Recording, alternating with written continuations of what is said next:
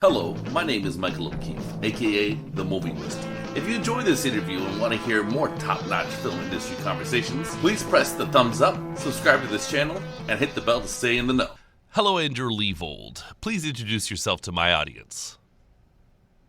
Hey, well, my name's Andrew Leavold. I'm a filmmaker, film historian, and have spent the last 15 years digging in some very strange plots of dirt in the Philippines, digging up there, completely undiscovered film treasures.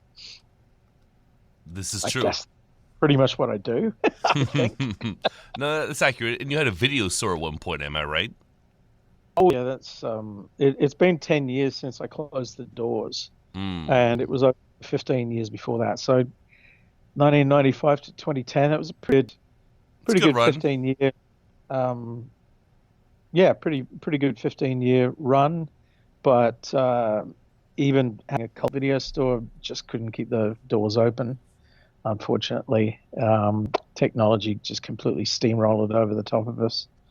We And had, sorry, go ahead. yeah, and luckily, I had started trying to transition into filmmaking.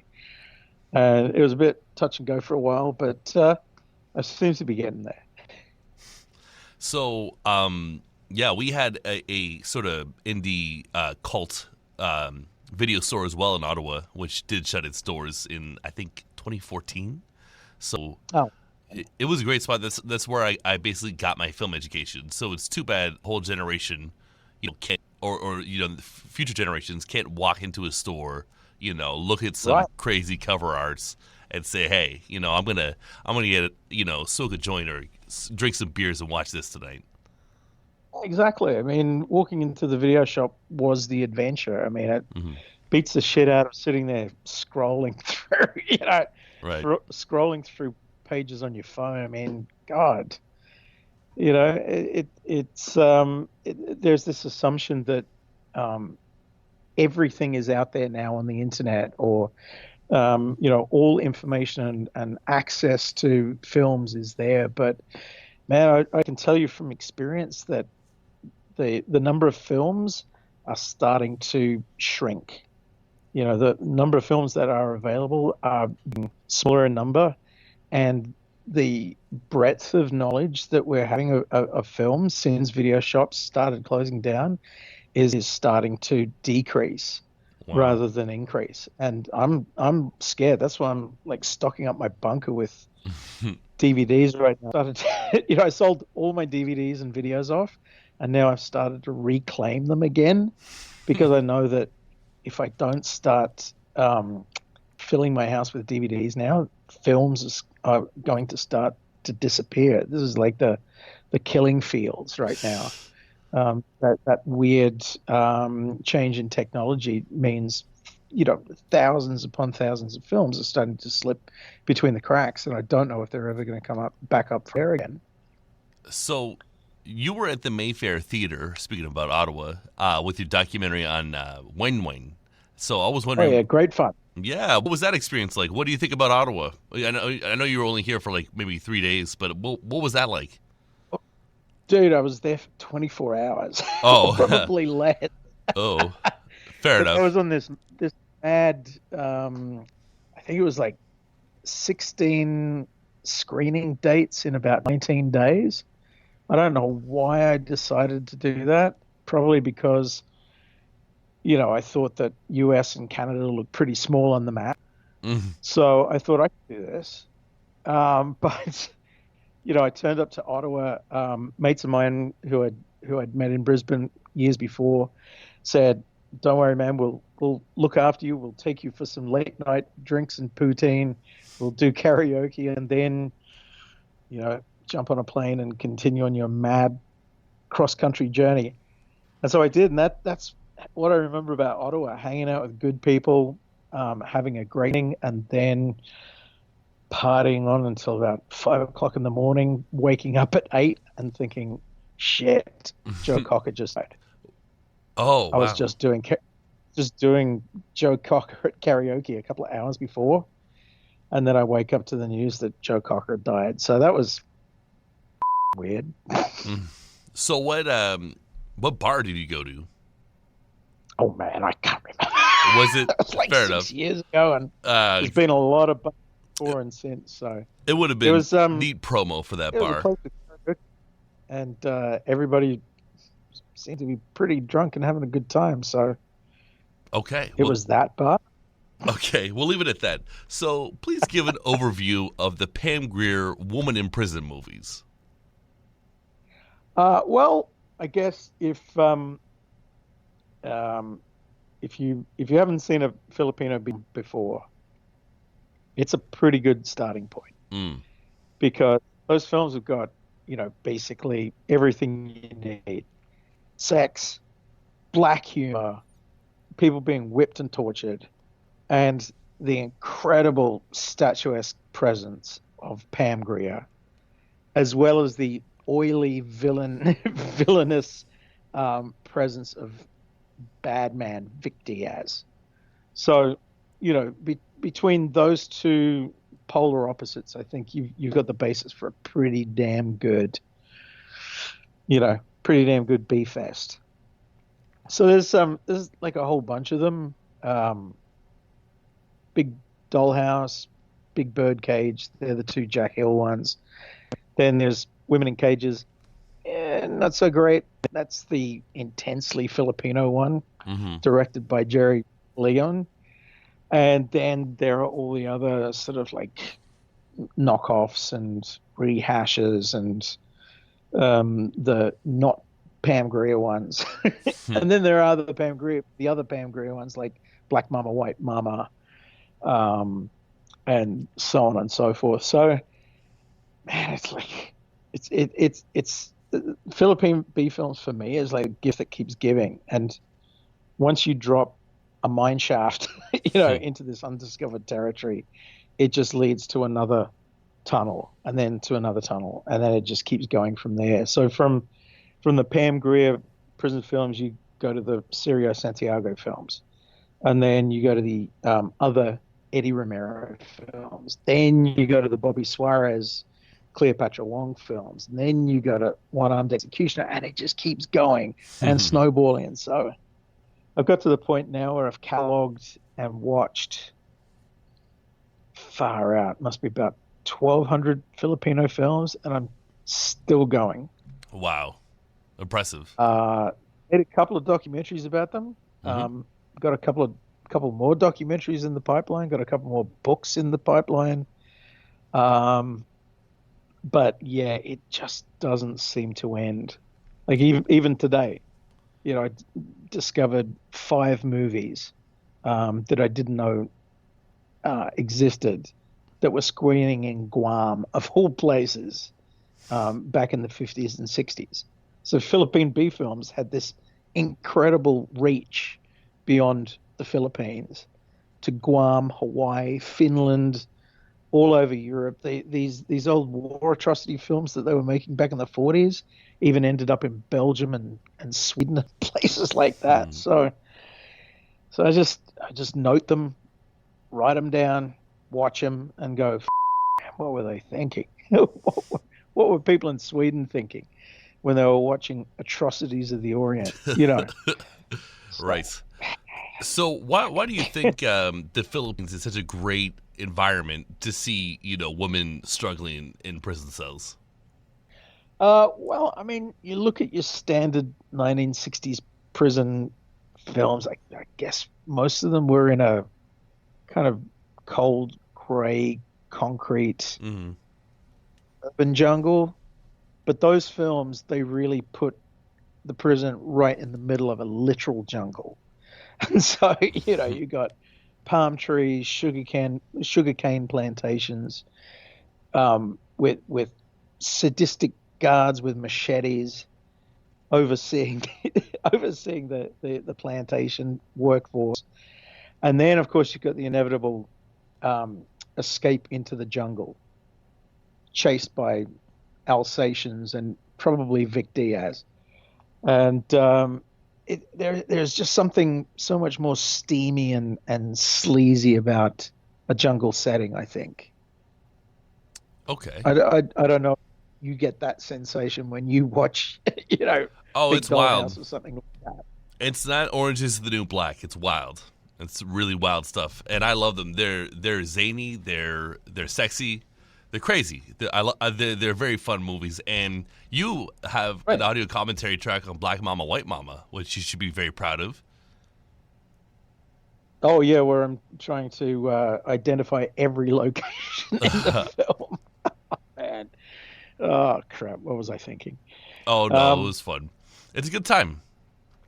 And when people are going to hear this interview, they're going to hear your palpable love of movies from the Philippines.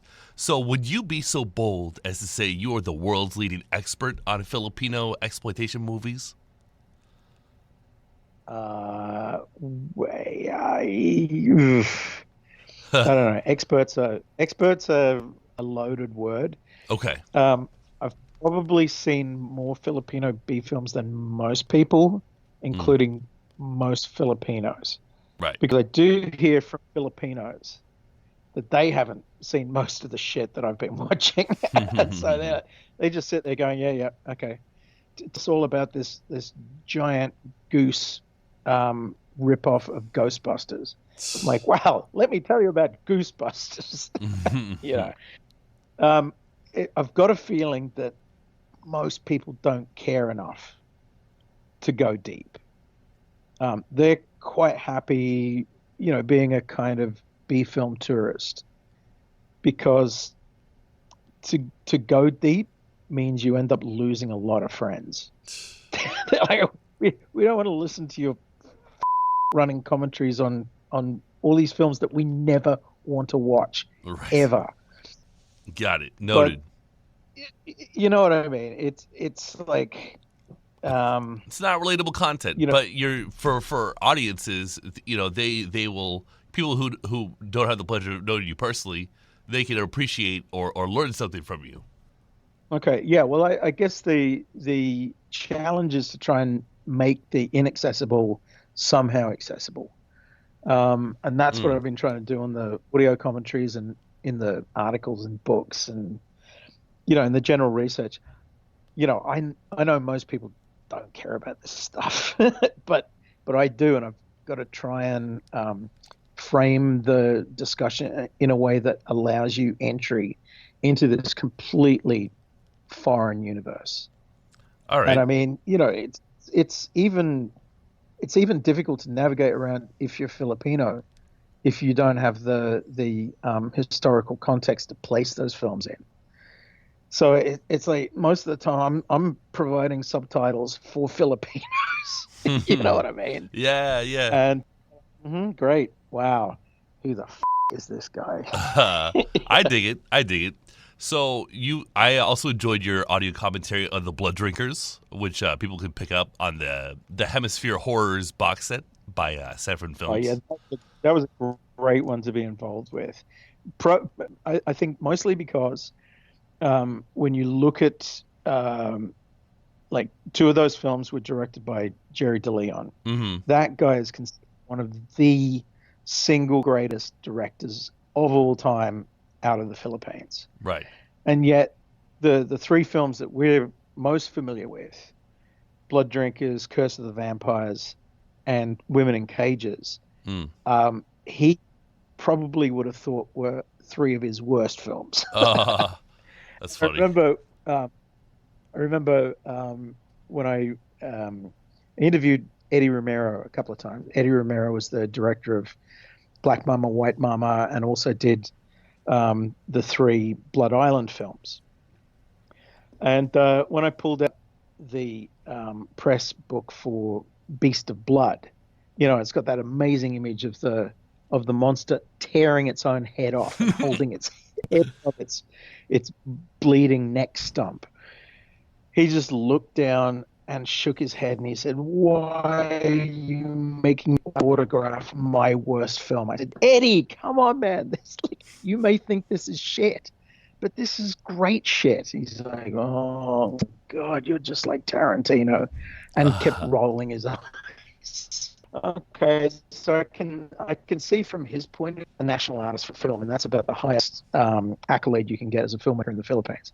Mm. Both him and his mentor Jerry De Leon have been accorded national artist stature, and yet foreigners are the ones. The only films they really want to talk about are the ones that they consider the absolute bottom of the barrel films. And I'm trying to make an argument in front of Eddie that, these films are shit, yes, but they're also amazing shit. He wasn't buying any of it. So he continued the eye rolling and, he humored me. But eventually I couldn't convince him that his, uh, his Blood Island trilogy was worthy of serious study.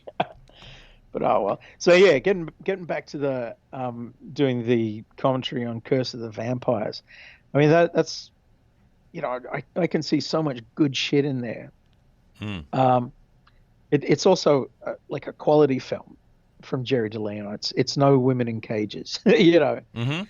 It's no Doctor of Blood Island. It's actually a serious um, but commercial piece of Philippine cinema from one of its greatest practitioners. And so I tried to work that into the commentary, as well as saying, look at all this crazy tangential stuff that's also going on in there, that could only come out of the Philippines because the place is like the wild east. It's like a frontier town where the rules of decency and propriety have just been thrown out of the saloon door into the mud, and chaos rules. And I love going to the Philippines, not just watching the films, but actually going to the Philippines because that chaos is everywhere. you know? And man, all you got to do is walk out of your hotel building, and the madness slaps you in the face with a wet fish, and then keep beating you on the head until you submit to the chaos. That's the only way I can describe the descent into the madness that is Filipino culture slash B film culture. So yeah, it's a really cool box set. I really enjoyed it, and I have the Blood Island box set as well. But it's Right. currently people who are listening to this will not be able to purchase the Blood Island box set. They can buy individual movies, but the box set's sold out. But you can get the Hemisphere Oh yeah. Horrors box set, and I Oh yeah. recommend people do Collectors it. is on it right now, going, yep, yep. I don't want to watch these films, but any moment now they're going to hit the $300 mark, and I'll be like, sell, sell. Yeah, they're fun movies. I definitely dig it, and sort of the. Can you talk about the lighting that's going on in those movies on Blood Drinkers Oh, you and mean Curse of the Vampire? lighting? Yeah. Uh, yeah, I mean, people seem to think that it was ripping off Bava, but Eddie Romero and Jerry DeLeon were basically copying films like Black Sabbath and Mm. not Black Sun, that was Black and White, but the sort of garish lighting out of European horror films from the early '60s. Mm. Personally, I don't believe that because I don't think they would have had access to those films. Hmm. I think they were just, pulling ideas out of the ether and saying, well, shit, we've got color film here. Right. Working in color in the Philippines in the 1960s and leading right up until the early 70s was a rarity. And so a film like The Blood Drinkers, some of it's in color, some of it's in tinted black and white. Uh, that's pretty much like a strategic. That's a strategy that Jerry DeLeon employed when he was given half color and half black and white footage, and so he decided which of the scenes he would do in color, which ones he would then color code, like blue for night, red for the presence of the vampire. And so like that's pretty much how that film came out of sheer necessity, out of thinking, yeah, we've got very little money and very few resources, and half our film is color. So Mm. what the hell are we going to do? And I think that his choices are really good in The Blood Drinkers. I think it's a very effective piece of low budget filmmaking. Sure, it isn't one of his masterpieces like, Noli Me Tangere or El Filibusterismo or the Moises Padilla story. I mean, those films are rightly regarded as masterpieces of Philippine cinema. But his vampire films are pretty cool. and I agree. and between Blood Drinkers and Curse the Vampires, I mean, they're two films that may not be Hammer, they may not be, Hmm. like Mario Bava quality, Sure. but Philippines, it's pretty damn good, It's cool. and it sure beats the hell out of a lot of low budget American films of the same period, which is why Hemisphere were picking them up, going, fuck man, like we picked these films up for a song for a fraction of what it would have cost to actually produce one of these films in America at the same time. Right. What was his name? Sam Plus, you get Sherman. Who's the guy who, the producer who or marketing guy who was hip to them? Sam Sherman. Is that his name? yeah, Sam Sherman. Sam had a working relationship with Eddie Romero going back to shit mid '60s. I Hmm. think it was around about the time that he was negotiating for the Blood Drinkers, and so that continued on for what the next 5 years, Mm. while Sphere pretty much bankrolled the Blood Island films, and right up until Beast of the Yellow Night, where Eddie Romero and co decided to go with Roger Corman's new company, New World, instead.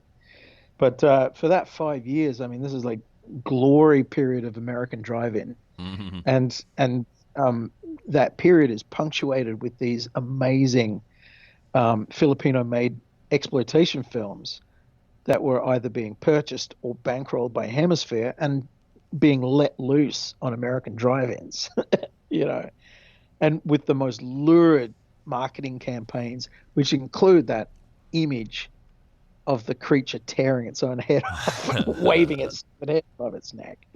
It's just genius. And that's probably Sam Sherman's idea. I'd probably put money on it.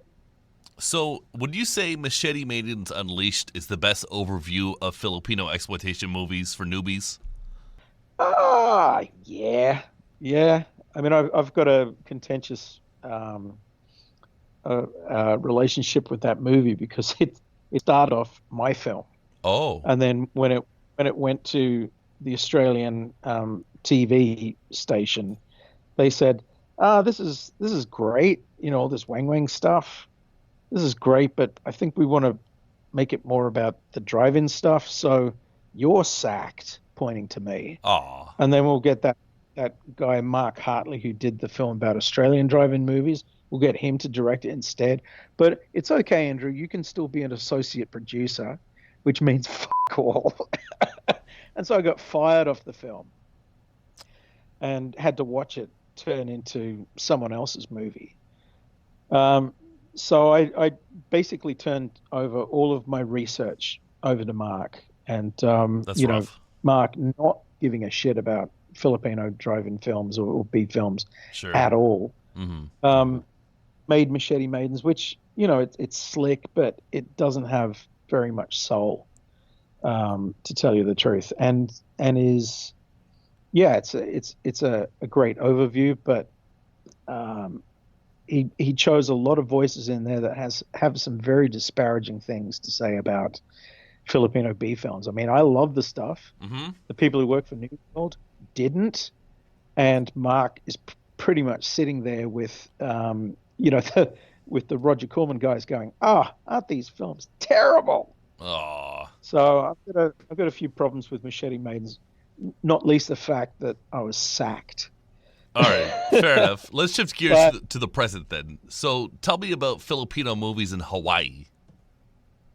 in Hawaii. Okay, Yeah. well, this is my new research project, Yes. or one of them. This one's a book that I started researching about 5 months ago, and it's about all the Filipino films that ended up screening in Guam, Hawaii, and California. It turned out that there was this enormous circuit of Filipino cinemas, or cinemas screening Filipino films, going right the way back to the 1920s, that were servicing the Filipino plantation workers in Hawaii and the agricultural workers in California, and then later on the construction workers in Guam. And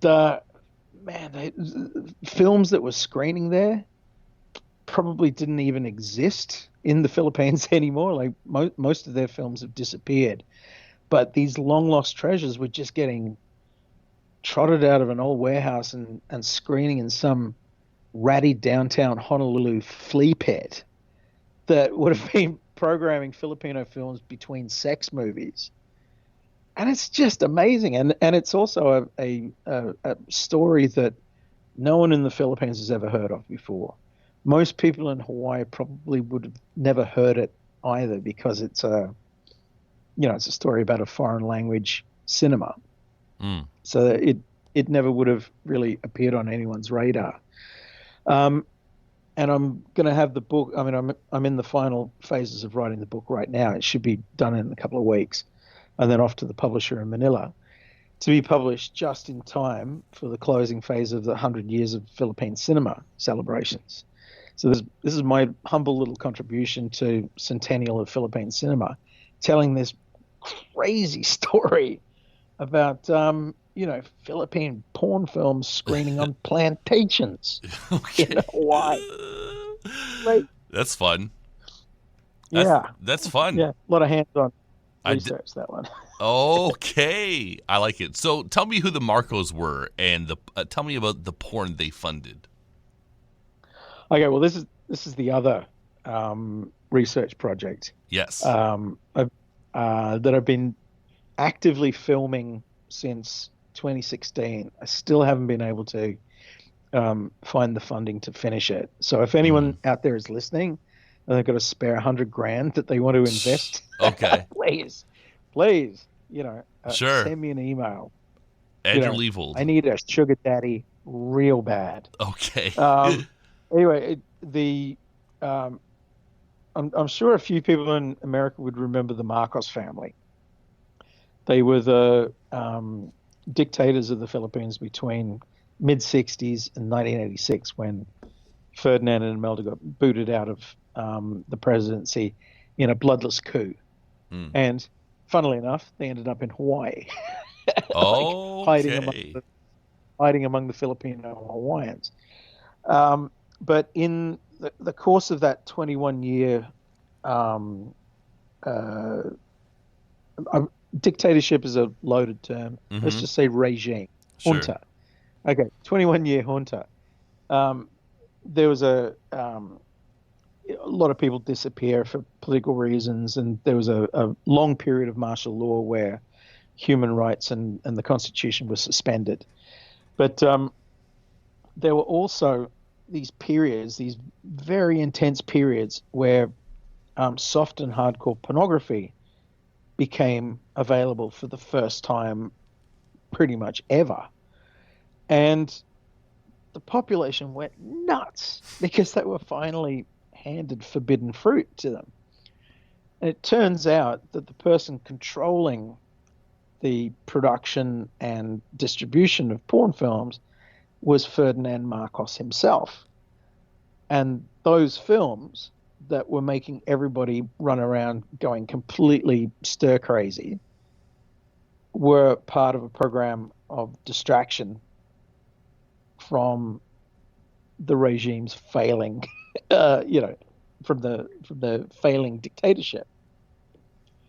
So you got this extraordinary story about a government funding and in some cases actually producing pornography as a distraction and as a to the Catholic Church, who was their most vocal opponent at the time. I don't know if there's any other case in film history of state-sponsored pornography, but the Philippines had it. And the thing is that those films are so nuts that they were trying to outdo the previous films in terms of on-screen sex and violence combined, that they formed a genre unto themselves called the bold. First of all, the bomber genre, and then the bold genre. It meant that these films were trying to be as bold as they could. It also meant that there was like gore and samurai swords getting, shoved in women's vaginas and things like that. It's just insane. Sounds intense. And in a way, the films were mirroring the descent into anarchy that the Philippines was experiencing during the final days of the Marcos regime. So it's a potent story of sex, morality, propaganda, the abuse of power, all kinds of crazy shit going on in there.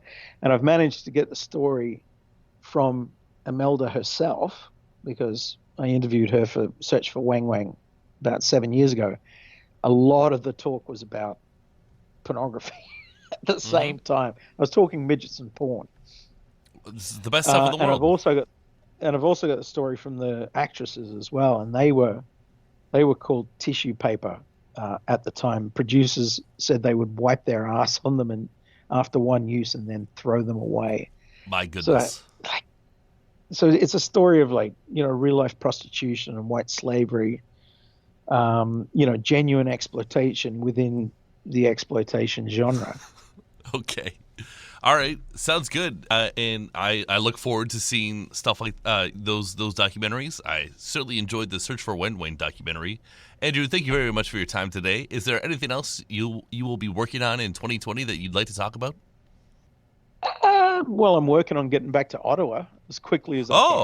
Oh, cool. I'd say at some point within the next, 12 to 18 months. Okay. I'll be back screening something or other. It'll either be something Filipino or something something bizarre. That I can bet on. I've been putting these 2-hour compilations of just insane B stuff together called Trash Fest, and I've got another one coming up. Not a lot of Filipino stuff in there, but there's a whole section on the porno ETs, which is sure to please. All right, well, Andrew, thank you very much. I don't know I've got a feeling I'll be bringing the circus to town, and one of the star freak show exhibits is going to be the German porno ET. God, I'm going to hell for all this stuff. I swear to God. Well, okay, fair enough. Well, thank you very much. I look forward to staying hip to your work. Bless you, brother.